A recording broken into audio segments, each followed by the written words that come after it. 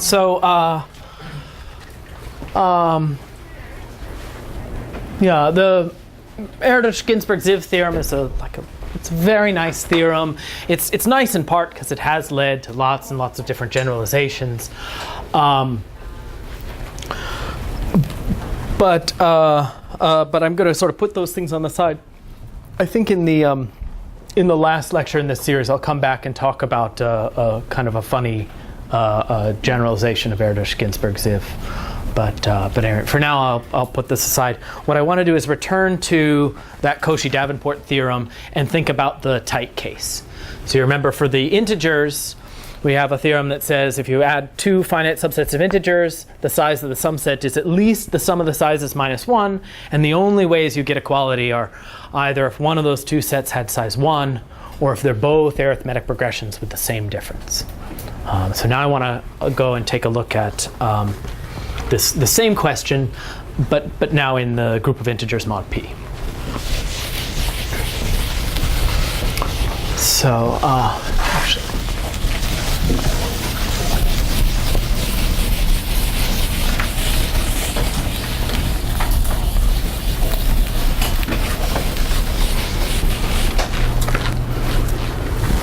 actually, maybe even before I do that, I'll just point out a key ingredient and point out another one that's coming, because it's in danger of sort of getting lost in the flurry here at the end. Really, the key thing that we had going for us before was this property that the size of the, well, actually, I'll say it just in terms of set, but the intersection plus the union is always a subset of A plus B, right? That was really the driver of this. And this is a kind of submodularity type property. There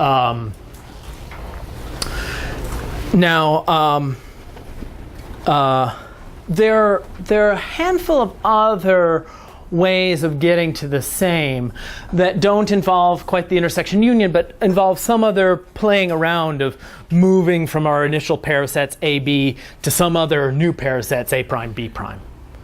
And like I highlighted here, that this particular operation, this intersection union, this one's quite good. Well, we saw it in action. It's quite convenient, but it doesn't work in non-abelian groups. Right? So if you're hoping to prove something in a non-abelian setting, this wouldn't be a particularly, well, this isn't generally true. I want to show you one other one that works in a similar fashion. So let's let G be just some element of our group, and I'm going to make two pairs of sets. I'm going to take, actually, let me just do it the same as I did in my notes here. Oh, I should say, I've written these things down before in kind of the way that I'm writing them here. So it's not going to happen immediately after this lecture, but shortly I'll post to some webpage that I can point you to my PDF notes, which will cover the things that we've done. Anyway, so oh, right, and what I was going to do is do the same as here. So the way I've done this is intersect with plus and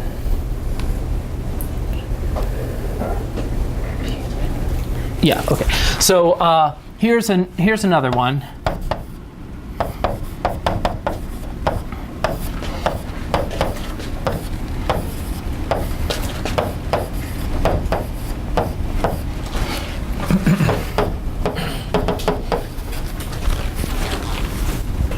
Right. This is really about the same kind of logic, that this is a subset, right? I mean, if you have an element x in here and y in here, then, well, y is from one of these two sets, but x is in both.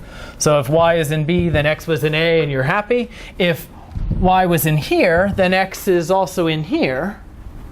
And that means that their sum was also in A plus B. So in your subtraction, it means being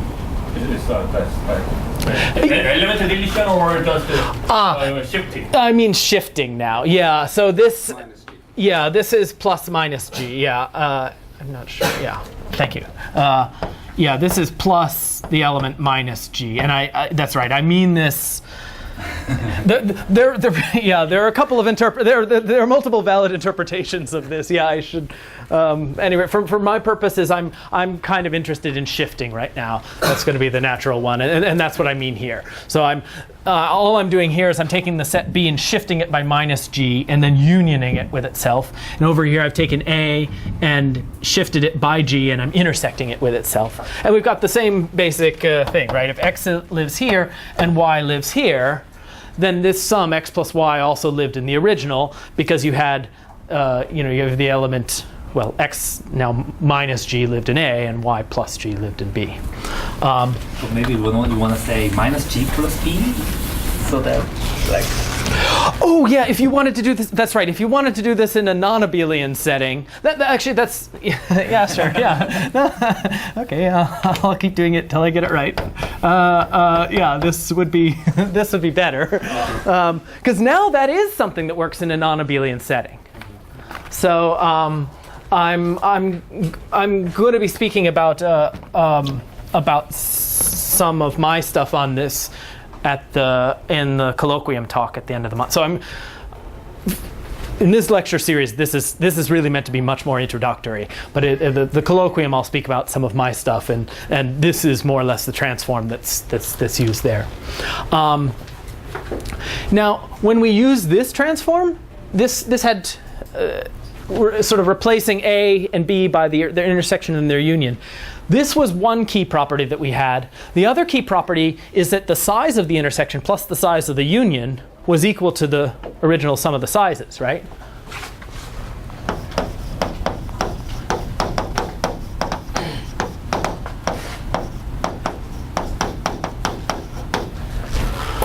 That's no longer true here, right? I mean, it's quite possible that this new pair of sets, their sizes could be different.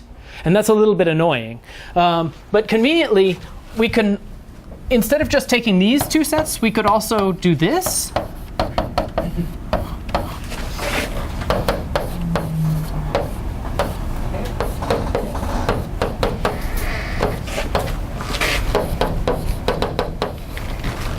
I could take those sets. This is still same business, right?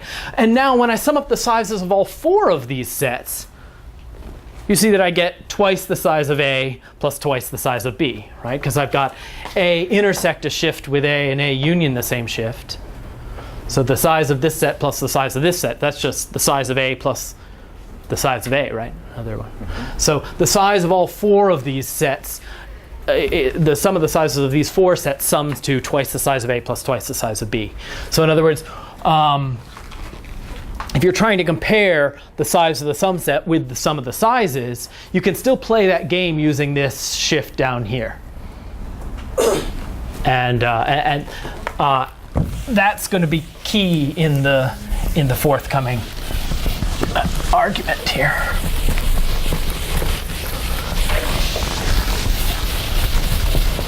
Okay, so let's see. Okay.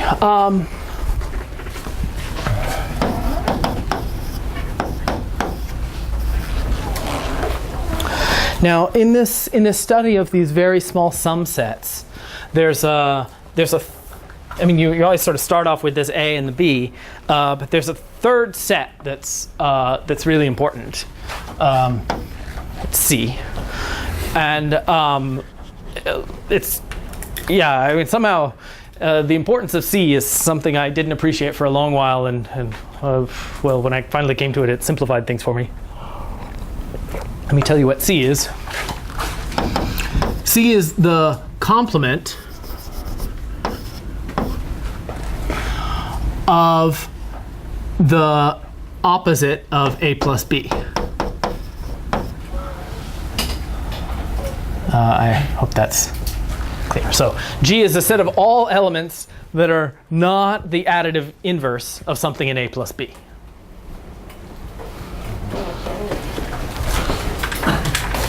So the key property we have here is that A plus B plus C does not contain 0. Right? We've exactly defined C to be all the elements so that when you add something in A plus B to them, you don't get 0.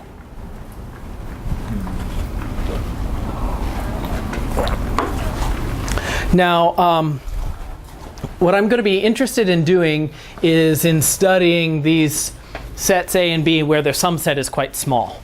And let me give some notation for that. I'll call the pair AB deficient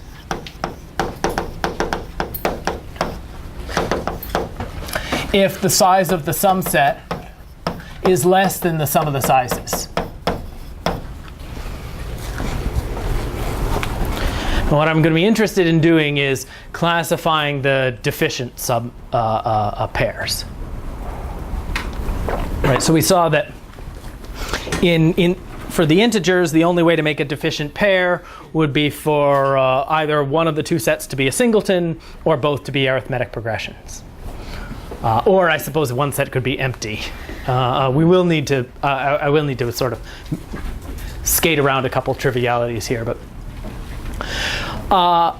let me point out what the important property of this C is. I claim that if A and B are deficient, then so are B and C and A and C. So if A, B is deficient,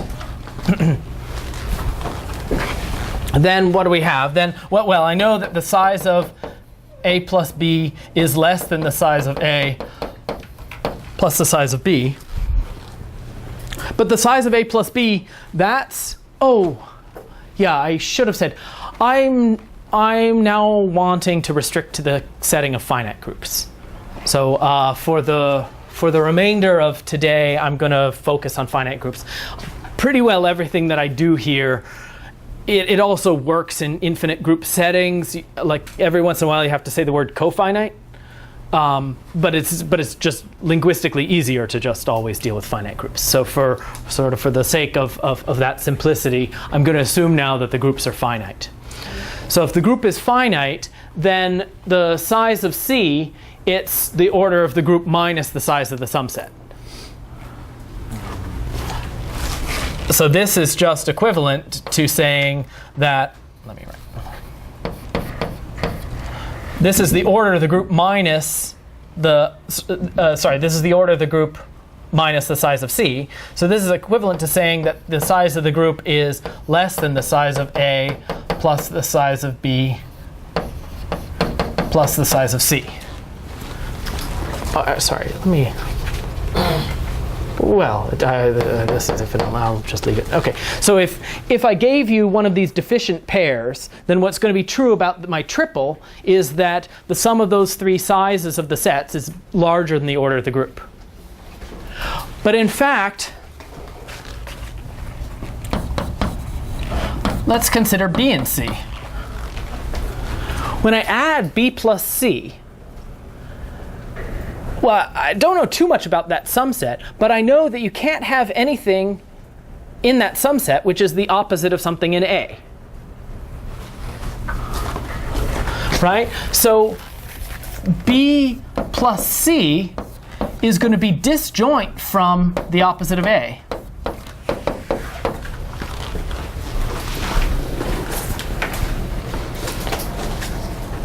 Right? Because 0 is not in that triple sum.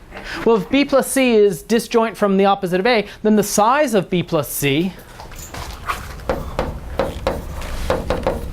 it's got to be at most the size of the group minus the size of A. And that's strictly less than the size of B plus the size of C. Right? So in other words, if I gave you a deficient pair, AB, and you form this set C, well then, I mean, we've got this identity, but actually, when you look at B and C, they actually have a very small sum set. B plus C has to be disjoint from minus A, so it has to also have this very small sum set. And the same has to hold for C and A, right? So if you take C plus A, that's got to be disjoint from minus B. So those guys are going to be forming a deficient pair as well. So in fact, anytime I gave you a deficient pair, AB, you can always toss in this third set C, and you have 3 sets where any pair of them are deficient. And that's, well, that seems worth keeping track of, right? It's kind of a missing symmetry in the problem. Like there's an added symmetry that was there, and taking advantage of it's a good idea. So I'm going to enshrine that with a new notion. I'm going to think about. So let me make a couple names.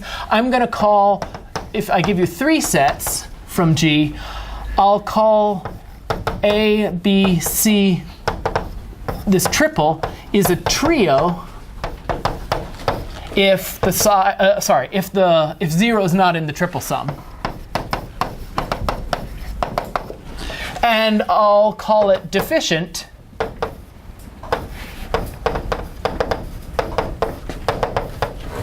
if it's going to be deficient if the sum of the sizes is larger than the order of the group.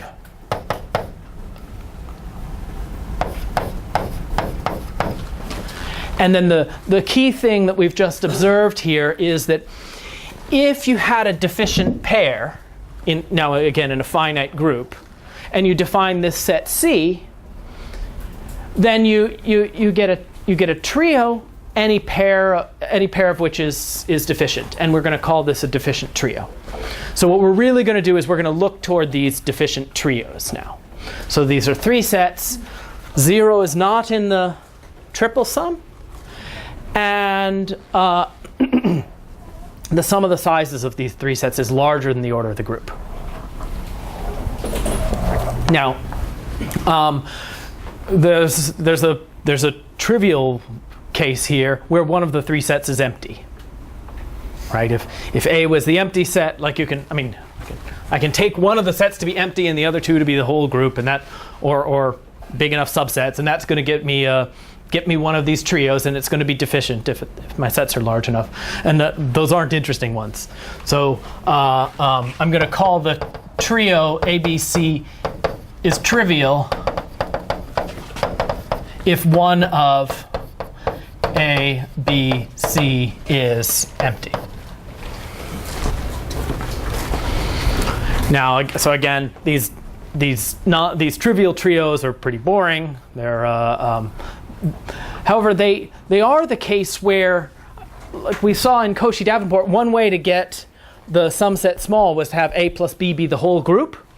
Well, that's the case when C is trivial, right? I mean, then there's when C is empty, and that gives a trivial trio, right? So I'm going to be looking to these non-trivial trios, and the Koshi-Davenport theorem tells me something about what those guys do. Here. The sum set is defined when one of them is empty. Sorry? How do you define the sum set when one of those things is empty? Well, I mean, Then it's empty. yeah, the sum set should be empty. Really? Okay. Yeah. Okay. I mean, so something from a group plus the empty set is still the empty set. is the empty set. Okay. Yeah.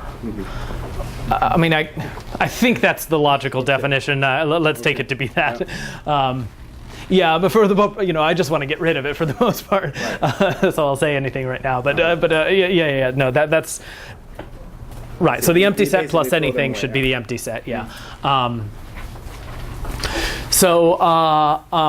Right. So the Koshi-Davenport theorem tells us that if you have 2 sets A and B and their sum set is not the whole group, then the size of the sum set is always at least the sum of the sizes minus 1. Right? So if we have a non-trivial deficient trio, the sizes of those 3 sets A and B and C, they can only ever sum to 1 more than the order of the group. So this is a corollary of Koshi-Davenport.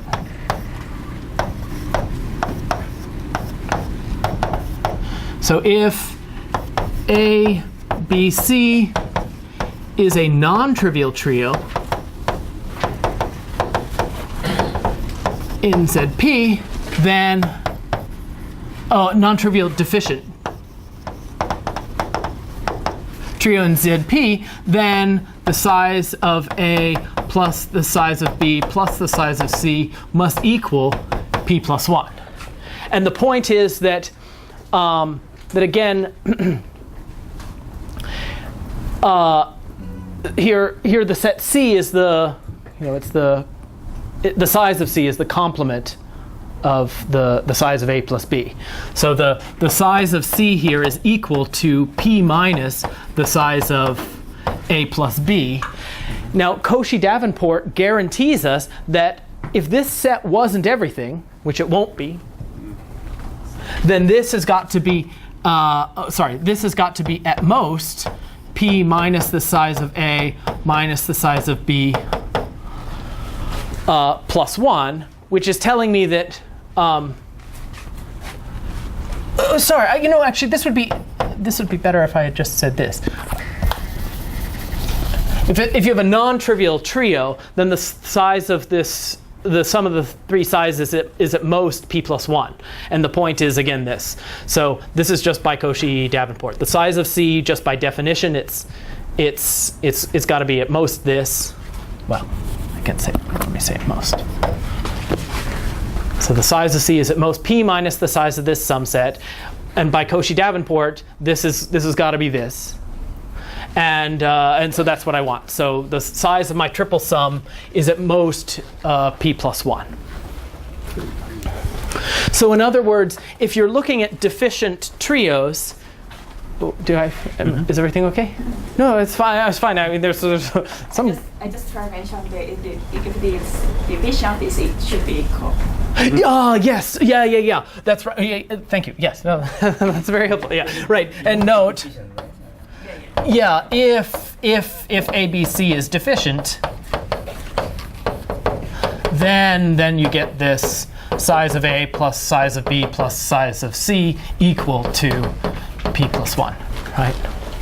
So so sort of the only way you can get this sort of this non-trivial deficient trio is for the sum of your three sets to just be one more than the size of that group P.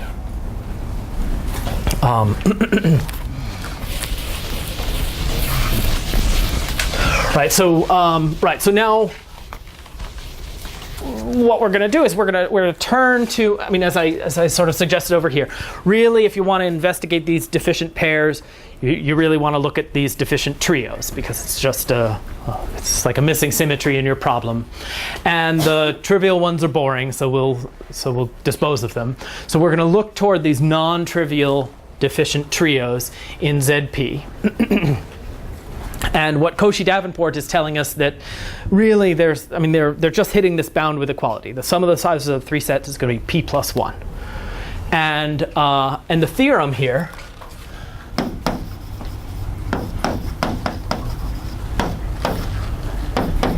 is if ABC is a non-trivial deficient trio,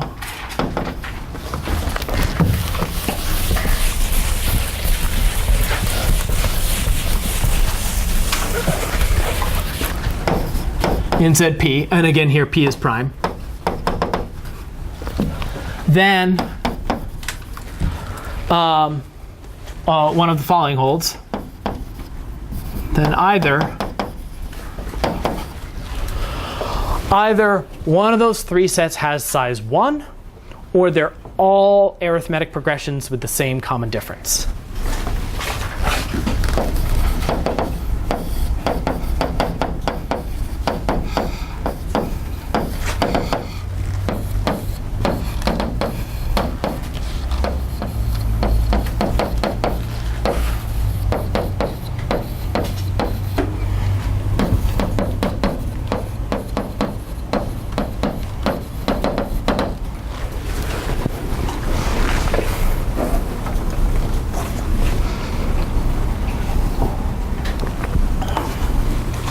Now, you can see the first case leaves you with a lot of kind of flexibility, right? If you take one set to be anything you like that's not empty and not the whole group, and take another set to be a singleton, then you can form the third part of this trio, right? You can form that C set, and that's going to give you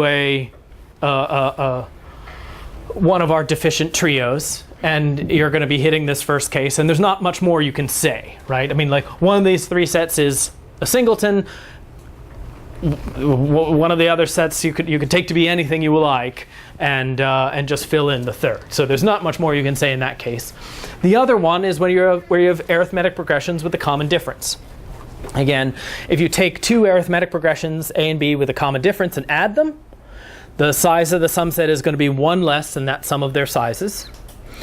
And assuming you didn't fill out the whole group, then the complement of that, the complement of the negative of that is going to be another arithmetic progression with the same difference. So that C set you get is going to basically look the same, and that's the theorem. So this is the ZP analog of what we saw just for the integers of that tight case. What is an arithmetic progression in ZP? That's a good question. If you got and go around, you just fill out everything, right? Well, yeah, but you can stop whenever you want, right? So you get to pick the difference that you want. Mm-hmm. You get to pick like the starting point A, the difference you want G, and the length. You can go around a little bit. Well, yeah, if you want to say, I mean, you just aren't allowed to fill out the whole group. Okay. Yeah.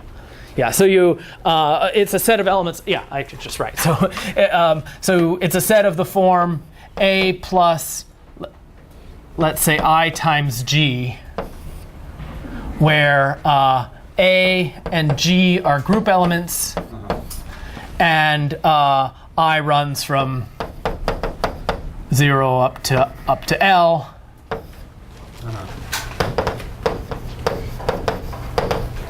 This is an arithmetic progression, right? As long as, I guess, well, now the way I've done it, as long as L plus 1 is not is strictly less than P, then you won't have the whole group, and those are arithmetic progressions. Yeah, I should see this is an arithmetic progression with difference G.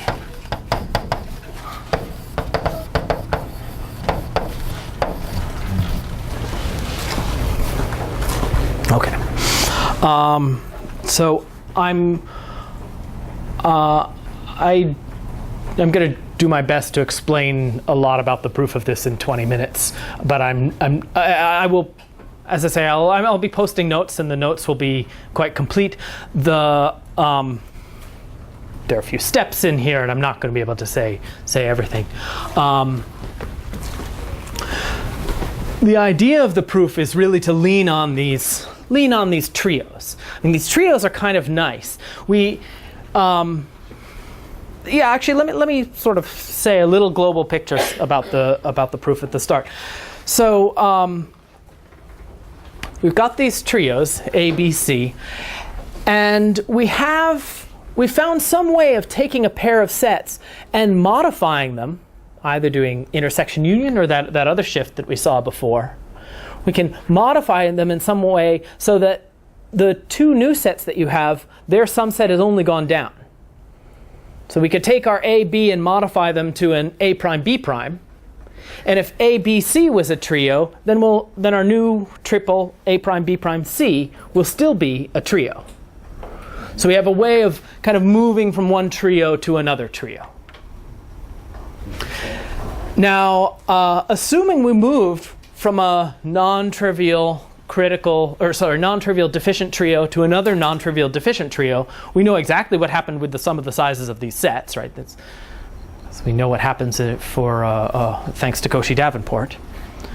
But there's a very nice property of this operation we've just done, which is that it didn't affect the third set C. Right? So the way the proof goes, we're going to start with A, B, C, and we're going to modify our A and B to an A prime, B prime, but keep the same C around. So when we do that, we're going to do that in such a way that something gets a little bit better. So we're going to move down inductively. So in a way that we've seen before.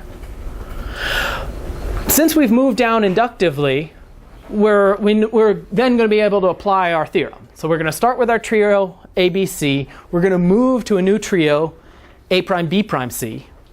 By induction, this new trio is going to satisfy this theorem.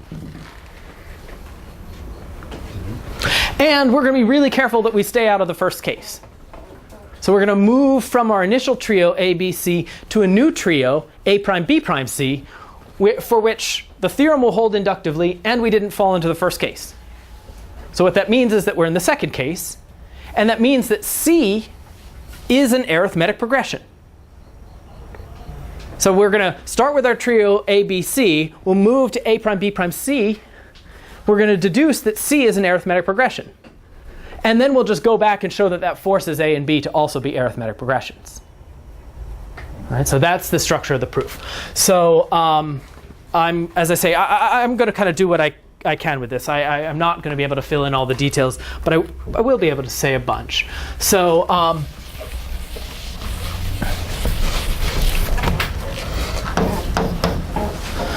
so the first lemma is, if I have a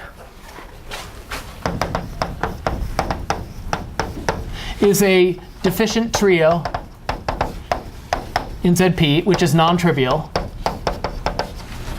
and one of the sets is an arithmetic progression with, say, difference G, then the other ones are too.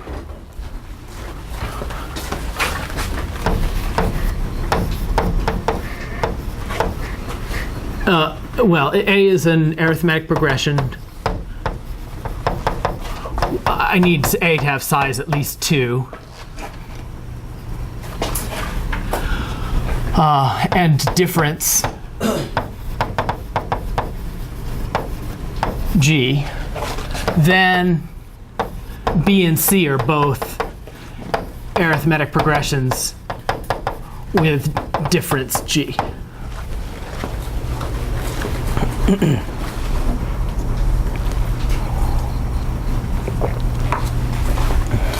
And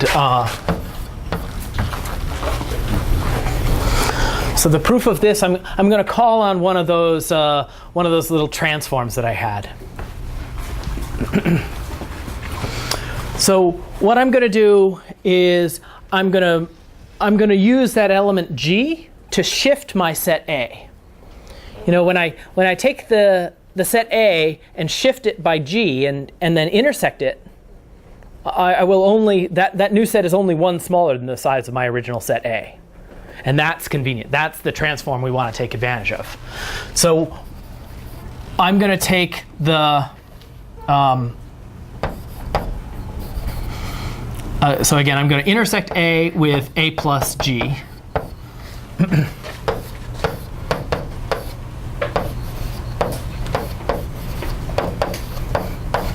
I'm going to add to that this set, B union B minus G.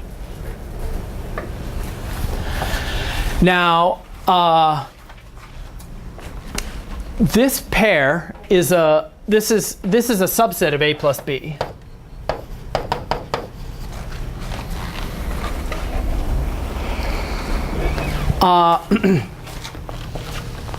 On the other hand, so in particular, oh, let me just erase this. So in particular, the size of this is less than or equal to the size of A plus B. But I know how big A plus B is. It's the size of A plus B is the size of A plus the size of B minus 1. Right? That's coming from the fact that we've got this deficient trio.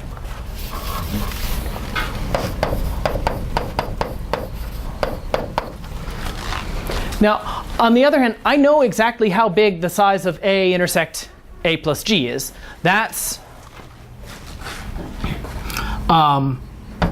this is the size of A minus 1.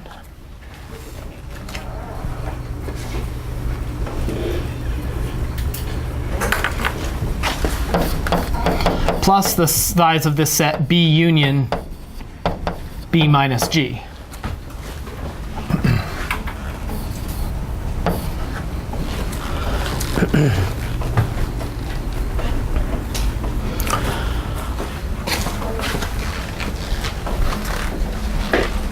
So now how can this possibly happen? I've taken the set B and I'm, oh, what am I?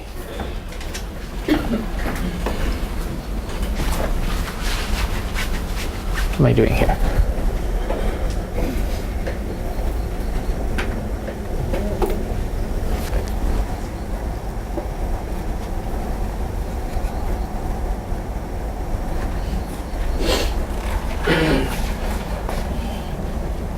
Oh, I know. Sorry, this wasn't the relevant inequality. Sorry.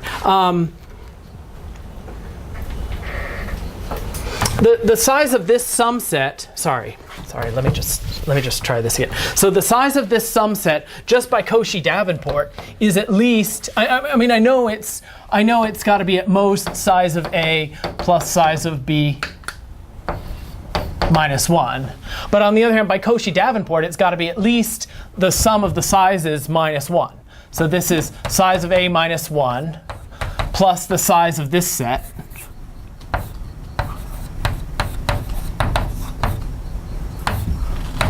minus 1.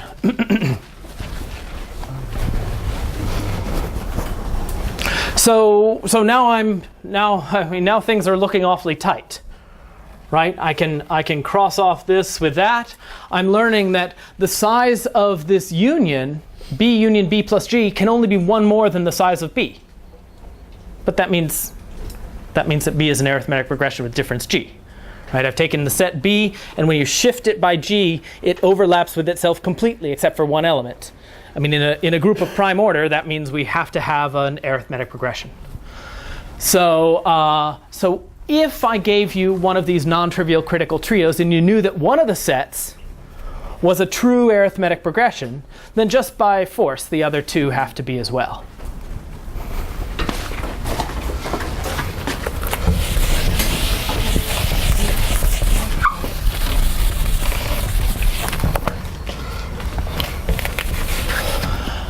Okay, so let me see what time I am. Okay, so now I need one other bit of notation. These are sometimes called Zidon sets. If you have a set where all of the pairwise differences that you see are distinct, except for the trivial ones, then I'll call it a unique difference set. They're also sometimes called Zidon sets. So we'll say that a set B is, I'll call it Zidon. Okay, I'll call it Zidon because it's shorter to write. If the only solutions to B1 minus B2 equals B3 minus B4 are the obvious ones.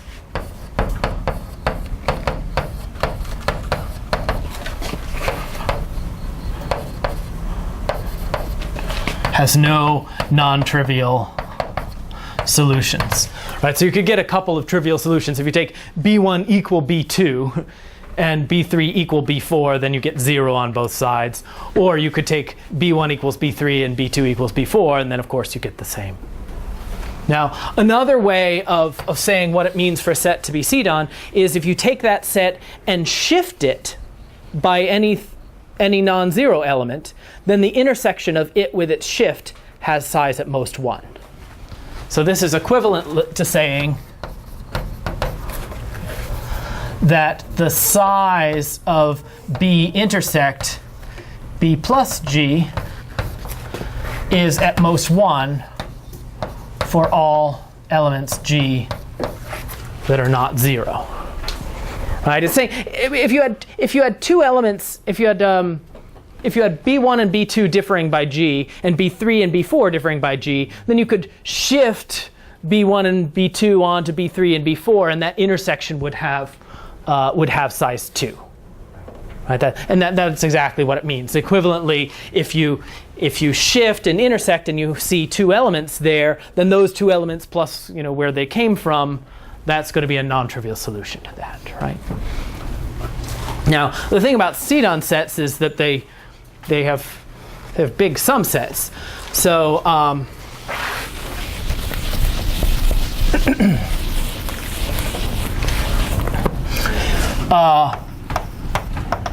if, let's say, the size of A is at least K and B is Zidon, then the size of A plus B is going to be at least k times the size of B minus k choose 2. And the proof is, well, A has size at least k, so I can take elements, distinct elements, A1 up to AK,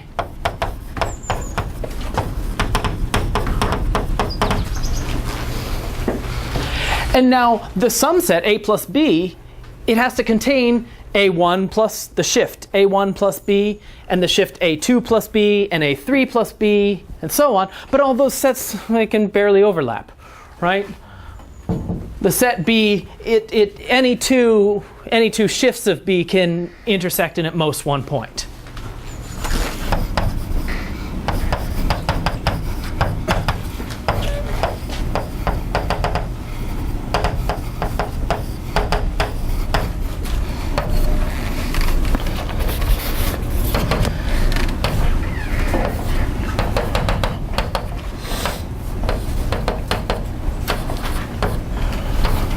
Right, so this sum set, another way of writing it, it's just the union of V plus each of these little AIs, all those shifts. But each of those sets, has size of B, and they all pairwise intersect at most one element, and so you've got this.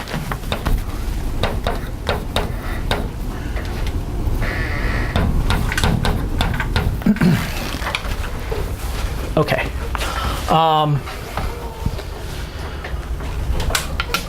Okay, so I think what I'm going to do is I'm probably going to end up erasing both of these lemmas. I like to keep Vosper's theorem on the board, and I'll sort of do my best to. What was the last inequality? Then how did you get it? So so I've got a union of a whole bunch of sets. Each of these sets has size of B. So k times size of B. That's just the sum of the sizes. But each pair intersected at most one element. So the amount of overcounting I've done is just at most k choose 2. Yeah, so I'm running quite short on time. I'm probably going to end up erasing both of these lemmas, but I'll just leave Vosper up, and I'll say as much about the proof as I can.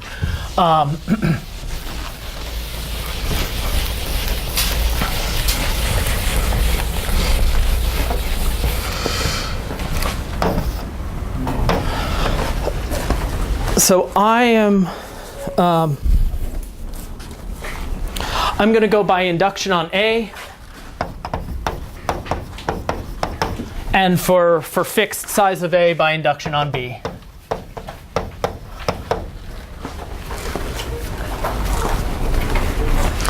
And sorry. I'm going to assume I can assume that the size of A is at most the size of B is at most the size of C. So I'll just order my sets. A is always the smallest, then B, then C. And I'm going to go by induction on the size of the smallest one, and for that thing fix on the size of the second smallest one. Now, if A has size 1, then I have 1 because I'm in the first case, and then I'm done. If A has size 2, then A is an arithmetic progression, right? I mean, any two elements, you're kind of home free with that. So I can actually assume that A has size at least 3.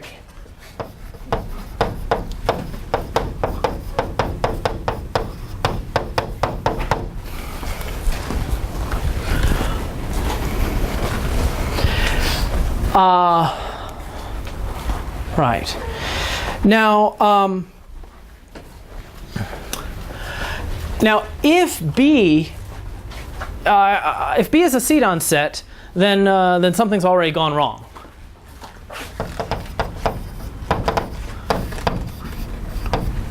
If B is Zidon, then the size of A plus B, I can apply this lemma with k equals 3. This is at least 3 times the size of B minus 3. Well, B is at least the size of A. So this is at least, the size of B, it's at least the size of A, which is at least the size of 3. So this is at least the size of A plus the size of B. And that means I don't have my deficient trio. right? So that's a contradiction. So B is not Zidon. And what that means is there's some element that I can shift B by so that B intersect that shift will have size at least 2. And that's what I'm going to take advantage of now. You remember, I'm trying to apply induction here, but I don't want to fall into this first case. The first case is really annoying because it doesn't tell you anything about the structure, right? Like as long as you go by induction here and you modify 2 of the sets, keeping the third, and don't fall into this first case, then you know that the third set's an arithmetic progression and we've won. So that's our game, right? So so I know now that B is not Zidon, and now what I'm going to do is I'm going to just do that game. So we can choose G such that B intersect B plus G. This has size at least 2.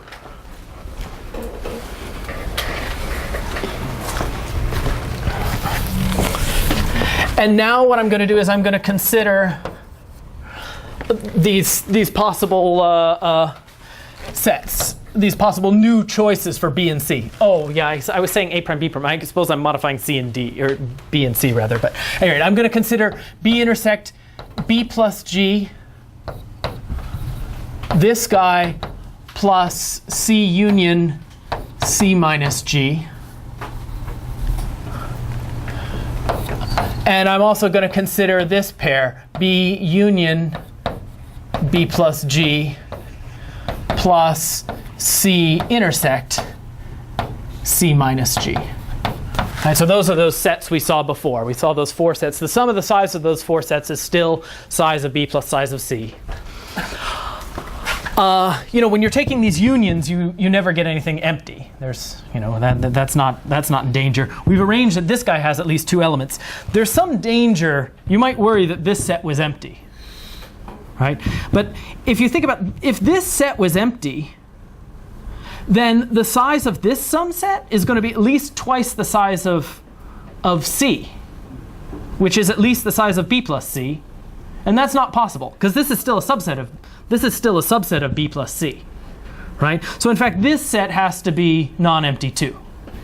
So in other words, all of those new sets we get are still non-empty, and that means that both of those new trios you could form are actually going to be deficient, right? Because the only way you can be deficient for a trio, for a non-trivial trio here in our group, is for the sum of the 3 sets to have size exactly P plus 1.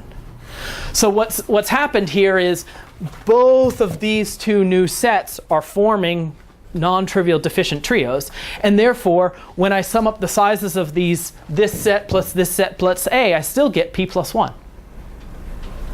But now I'm in a really good shape. So now let's just look at the new trio formed with A and this set and this set. Right? Again, now I'm able to take advantage of my second inductive hypothesis. Now the trio formed by A with this set and that set, where it's still non-trivial. None of my sets have size 1. Right? Because A has size at least 3. This B set got a little bit smaller, but it still got size at least 2. And C is non-trivial. And C only got bigger. Right? So my inductive hypothesis applies here. And that tells me that A together with this set and this set is in fact falling into this case. And that means that A itself is an arithmetic progression. And then by our first lemma, that forces B and C to be arithmetic progressions too. And that's the proof. So okay, so so it's 6:01. It's plenty of time to stop. Anyway, that's Vosper's theorem. Maybe a little bit quick at the end. As I said, I'll post notes with a slightly slower proof, checking the details there, and and next time we'll pick up with some rougher structure theorem along the same lines. And that's it for today. Thanks. But can you